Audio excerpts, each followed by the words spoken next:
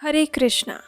क्या आप जानते हैं कि वर्ष 2013 में एसोचैम के एक रिपोर्ट के अनुसार दुर्गा पूजा का आर्थिक बजट 250 बिलियन रुपए का माना गया था, जो कि आने वाले हर वर्ष के दौरान 35% के कंपाउंड एनुअल ग्रोथ की दर से बढ़ने की संभावना दर्शाई गई थी। कहा जाता है कि मात्र पश्चिम बंगाल में 10,000 से ज़्यादा और देश के अन्य राज्यों में 1,000 से ज़्यादा पंडाल प्रतिवर्ष दुर्गा पूजा के समय लगाए जाते हैं। और इतना ही नहीं, एक सर्वे के अनुसार ये त्यौहार प्रतिवर्ष 1 लाख से ज़्यादा लोगों को रोजगार प्रदान करता है। ये है हमारी वैदिक सभ्यता की सुंदरता, जहाँ उत्सव में भी आर्थिक उपार्जन होता है। लेकिन इस दुर्गा पूजा या नवरात्रि में जिस देवी की पूजा आराधना की जाती है, वह दुर्गा देवी आखिर कौन है? उनकी पूजा अर्चना आखिर क्यों की जाती है और हमारे जीवन में उनका क्या महत्व है? इन सभी प्रश्नों के विषय में आज विस्तार से और शास्त्रों से हम चर्चा करेंगे। और इसके साथ साथ आज हम आपको दुर्गा देवी के विषय में एक ऐसी कथा भी सुनाएंगे जो शायद आपने पहले कभी नहीं सुनी होगी। तो चलिए, सबसे पहले हम जानते हैं कि दुर्गा देवी वास्तव में कौन है। तो देखिए, जब हम सृष्टि की रचना की बात करते हैं तो सबसे पहले हमें ये समझना होगा कि आध्यात्मिक जगत और भौतिक जगत, इन दोनों के अंदर संपूर्ण रचना समाविष्ट है। आध्यात्मिक जगत भगवान श्री कृष्ण का नित्य धाम है, जहाँ वे अपने भक्तों के साथ वास करते हैं। और भौतिक जगत प्रकृति के 3 गुणों के अंतर्गत आने वाला ऐसा स्थान है जहाँ बद्ध जीवात्माएं वास करती है। आध्यात्मिक जगत में भगवान की मुख्य 3 शक्तियाँ हैं: संवित, संधिनी और आह्लादिनी शक्ति। संवित शक्ति आध्यात्मिक जगत में वहाँ के वासियों को भगवान के साथ अपना संबंध क्या है उसका ज्ञान करवाती है।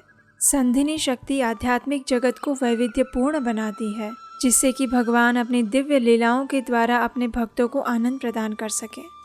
और आह्लादिनी शक्ति भगवान को असीमित सर्वोच्च आनंद प्रदान करने का कार्य करती है। आह्लादिनी शक्ति स्वयं राधा रानी है और उनसे अधिक आनंद भगवान श्री कृष्ण को और कोई प्रदान नहीं कर सकता। इसलिए राधा रानी को मनमोहन मोहिनी भी कहा जाता है, यानी जो सबके मन को मोह लेते हैं, ऐसे मनमोहन को भी मोहित करती है राधा रानी। जब राधा रानी की छाया भौतिक जगत में प्रवेश करती है तो उससे उत्पन्न होती है दुर्गा देवी। भगवान की आज्ञा से दुर्गा देवी इस भौतिक संसार को अपने नियंत्रण में रखती है। वे सिंह पर सवार होती है और उनके 10 हाथ हैं, जो कि 10 प्रकार के सकाम कर्मों को दर्शाते हैं। वे अपने इन हाथों में 20 आयुध धारण करती है और उनके एक हाथ में उन्होंने सर्प धारण किया हुआ है, जो कि सदैव नष्ट हो रहे काल को दर्शाता है। चलिए, अब देखते हैं कि दुर्गा देवी का कार्य क्या है। उसे समझने के लिए हम एक उदाहरण लेते हैं। जब कोई व्यक्ति अपराध करता है तो सरकार उस गुनहगार को सजा देने के लिए और उसे सुधरने का अवसर प्रदान करने के लिए जेल में रखती है। वहाँ उसे भोजन और कपड़े तो दिए जाते हैं, लेकिन उसे एक मर्यादित स्थान में कुछ नियंत्रणों में रहना पड़ता है और इन सभी चीज़ों की जिम्मेदारी उस जेल के जेलर की होती है। जेलर इन कैदियों के ऊपर नियंत्रण रखता है और यदि कोई गुनहगार सुधर जाए और उसकी सज़ा की अवधि पूर्ण हो जाती है तो उसे जेल से मुक्त करने का कार्य भी जेलर का होता है।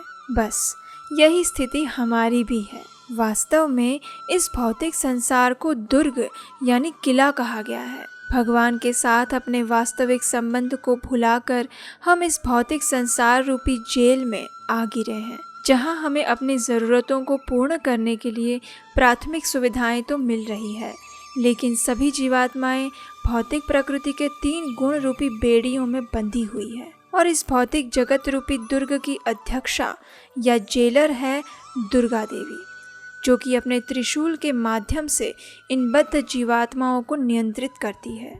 दुर्गा देवी का त्रिशूल 3 प्रकार के भौतिक कष्टों को दर्शाता है, यानी आधि दैविक, आधि भौतिक और आधि आत्मिक। इस त्रिशूल के माध्यम से हमें कष्ट देकर दुर्गा देवी ये समझाना चाहती है कि ये भौतिक संसार हमारा वास्तविक घर नहीं है। इसलिए हमें भगवान की शरण में जाकर अपने वास्तविक घर भगवत धाम वापस जाना चाहिए। लेकिन कुछ जीवात्माएं ऐसी भी होती है जो इस भौतिक संसार में इतने कष्ट भोगने के बाद भी इंद्रिय सुख भोगना चाहती है और अपनी स्वतंत्र इच्छा का दुरुपयोग करना चाहती है। ऐसे जीवों के लिए दुर्गा देवी ऐसे अवसर उत्पन्न करती है जिससे वे सदैव इस भौतिक संसार में ही रह सकें और जन्म मृत्यु जरा व्याधि के चक्र में फंसकर कष्टमय जीवन व्यतीत करते रहें।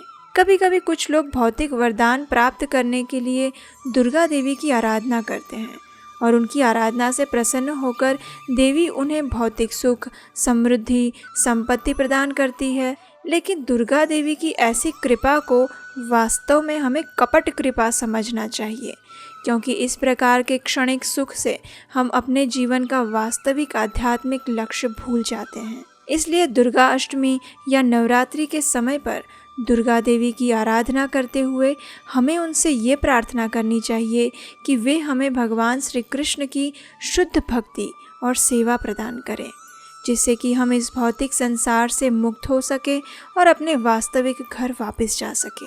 अब यहाँ हमें प्रश्न ये हो सकता है कि अगर दुर्गा देवी सच में चाहती है कि सभी जीवात्माएं भगवान की शरण में जाए, तो फिर वे हमें भौतिक सुख क्यों प्रदान करती है? तो देखिए, दुर्गा देवी एक माता के समान है।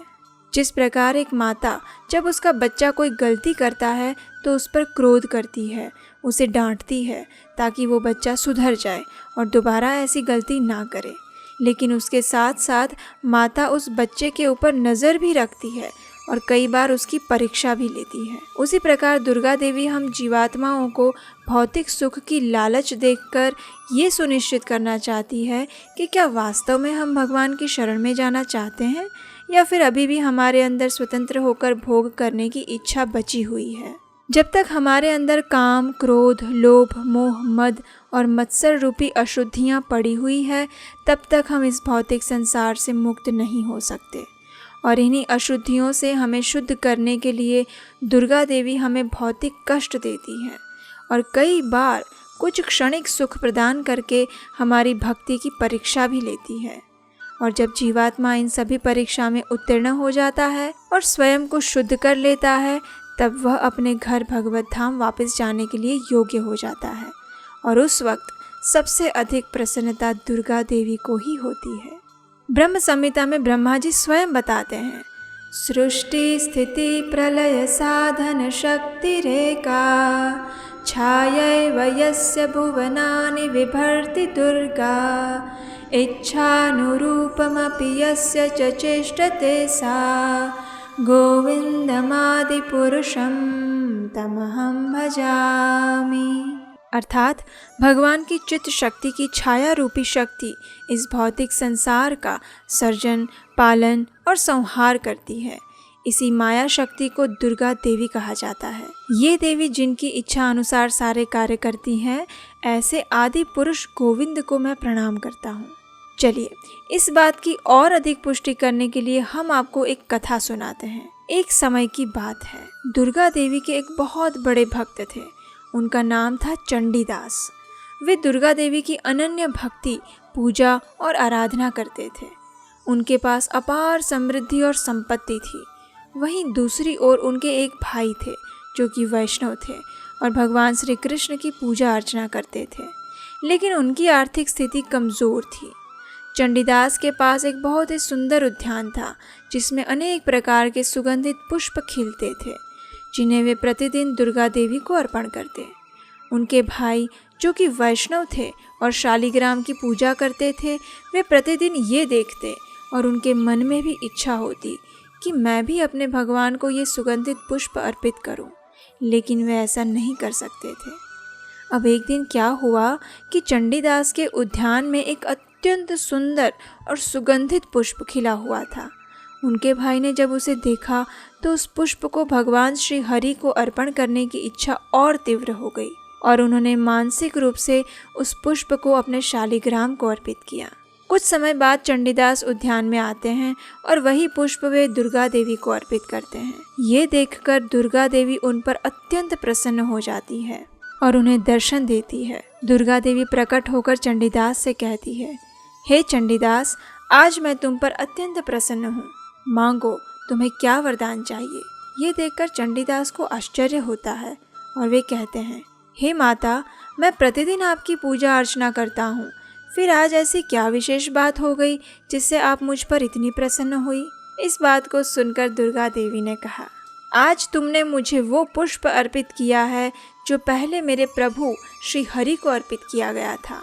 इस प्रकार मेरे स्वामी का प्रसाद प्राप्त करके आज मैं तुम पर अत्यंत प्रसन्न हुई हूँ। ये सुनकर चंडीदास को अत्यंत आश्चर्य हुआ और उन्होंने पूछा, तो क्या जब कोई व्यक्ति भगवान श्री कृष्ण की पूजा अर्चना करता है तो आप उन पर प्रसन्न होती है? दुर्गा देवी ने उत्तर देते हुए कहा, हाँ, पूर्ण पुरुषोत्तम परम भगवान सभी कारणों के कारण हैं।